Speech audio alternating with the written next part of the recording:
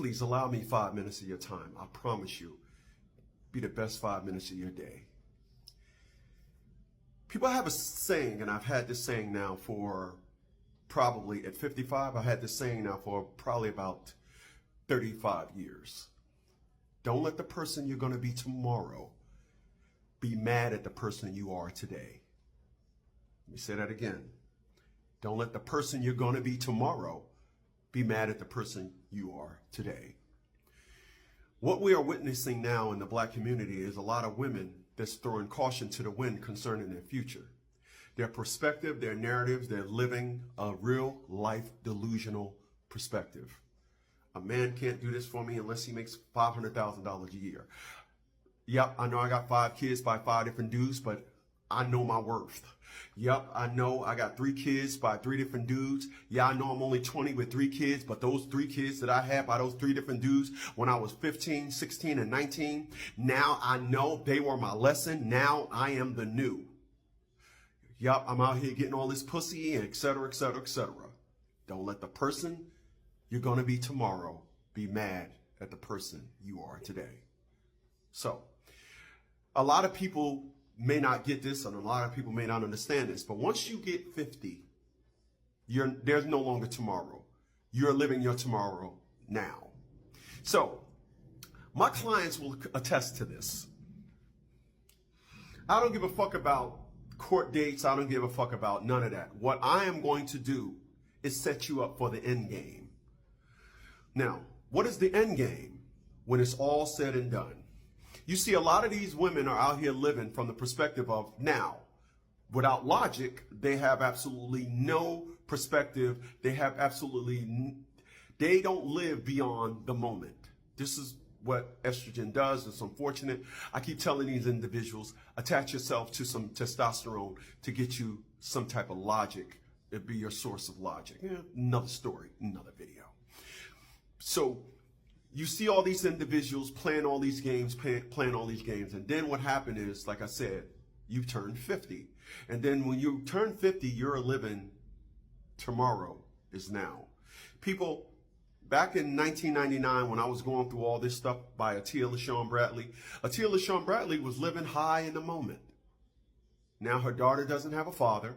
And in addition to that, her college that was going to be paid for up until she's 26 years old, she didn't cash in on it. So now her daughter is 26 years old and probably got student loans or struggling. But according to Atia LaShawn Bradley and most black women, a man of my stature, we can't afford no financial or no moral values to your cub. The only thing we're worth is to get out of the child's life because you're not thinking about tomorrow. Once again, don't let the person you're going to be tomorrow be mad at the person you are today. So let's talk about welfare for a second. These individuals, well in their teens, or before they even hit their teens, they see the narrative and the perspective of have a baby, get child support, get an apartment. But here's the problem with that. You see all these financial organizations, you see all these financial institutions talking to you about a 401k, talking about all this stuff. If you put this much into it, when you retire, you'll have that much. Where is that perspective when it comes to welfare? Where's the welfare retirement? Where is TD America's retirement on, hey, you're on Section 8, put a small percentage of your voucher into this narrative right here, and when you turn 65, you'll be fine. You'll be rolling in. You'll have enough. The perspective and the true fact is these things that these individuals are doing, they have absolutely no, and I mean no plan for the end. And there's going to be an end. This is why a lot of these black women, they use their children as their retirement. Oh, I raised you. I brought this in here. You need to take care of me. And I'm going to tell you something. This is a little side note. Most of these mothers that's on welfare, they stick close to their kids. If they have sons, their sons' girlfriends are going to have issues because the mother wants first dibs on his success. If they have a daughter, oh, black men ain't nothing, blah, blah, blah, blah, blah. Stay with mama and we'll share your fortunes. We'll share your energy. This is the perspective, and this is don't let who you're going to be tomorrow be mad at the person you are today. So a lot of individuals, don't think like a farmer. A lot of individuals are running around here and they ain't thinking about their squirrel. Hey, you ever see a squirrel running on the wire and all these things in his mouth? He's not eating all those. That's not enough nuts for the day. Squirrels, they store. They know that when the trees start producing, that is their time.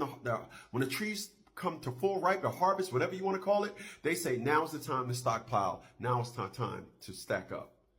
Get it while the getting is good is what they say. But when you individuals are on welfare, there is no I'm gonna get welfare and save a little for retirement. There is no I'm gonna save a percentage of my Section 8 voucher for retirement.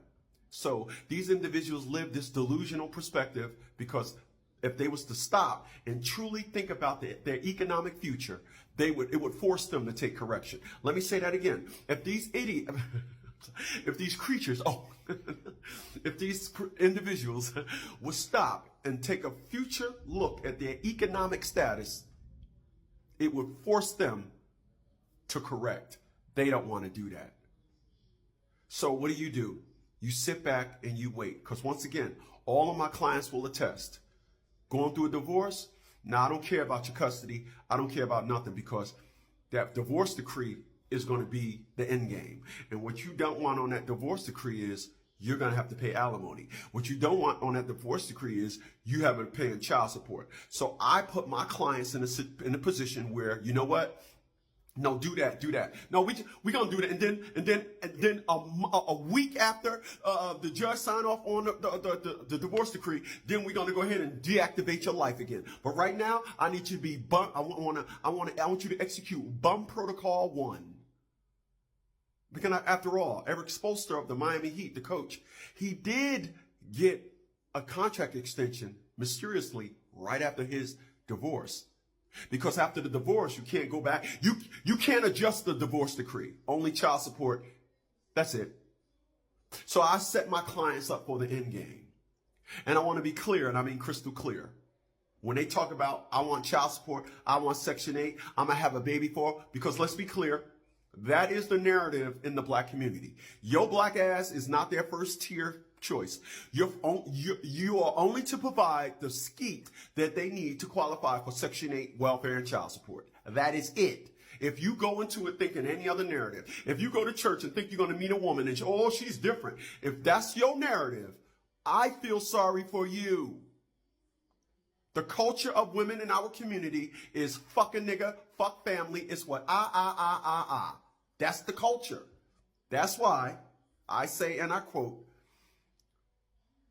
there's a lot of individuals, my mom included, broke and busted when they're old because they did nothing to secure the bag, is that what they say? They did nothing to secure the bag for their future. Everything with them is like the kid. Now. But you're going to go through some ups and downs. You're going to go through some trials.